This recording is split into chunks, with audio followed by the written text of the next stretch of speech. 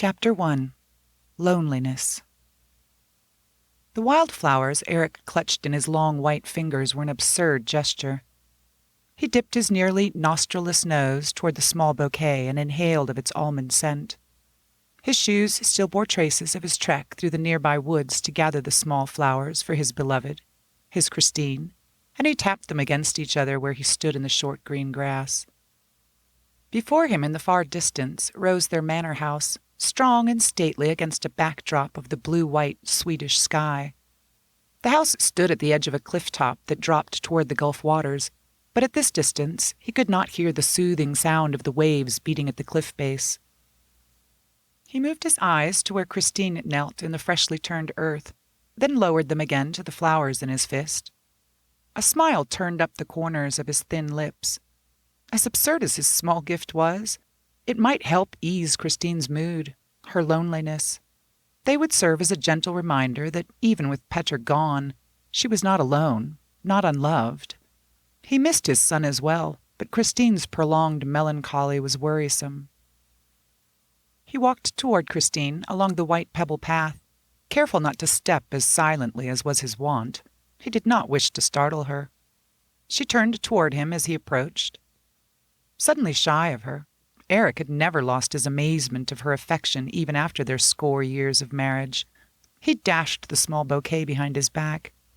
He was rewarded with a tentative smile. "What have you, my husband?" she asked as she rose to her feet.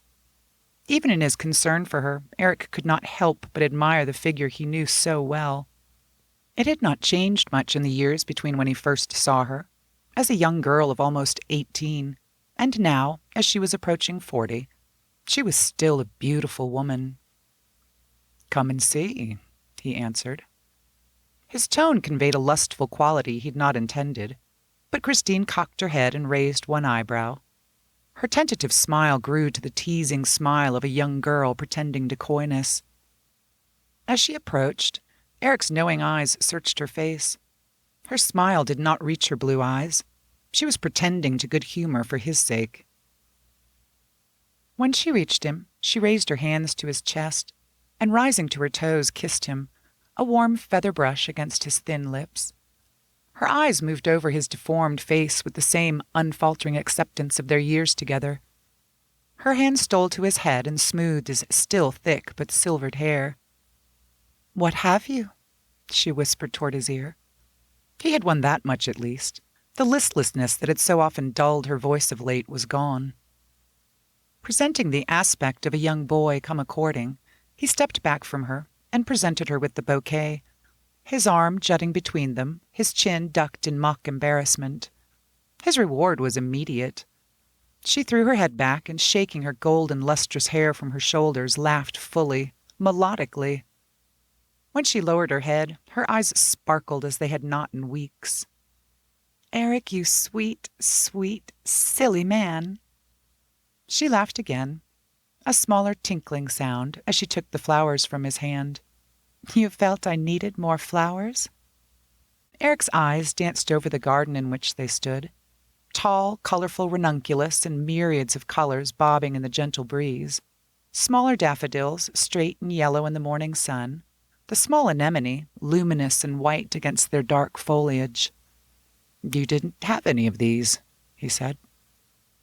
"Oh, Eric, I love you so," she answered. She lifted the delicate, dangling pink blossoms to her nose and slipped her arm into his. "Come, let us see if we can find a vase for your silly, wonderful gift."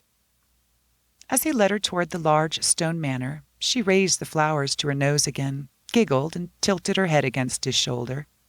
Yes, the flowers had been absurd, but their absurdity had broken through to her. He hoped the transformation would last, although he feared it would not. But it was a start, and he would be satisfied with that. He had left her alone with her grief for too long. He hoped now to draw away the shroud in which she was smothering.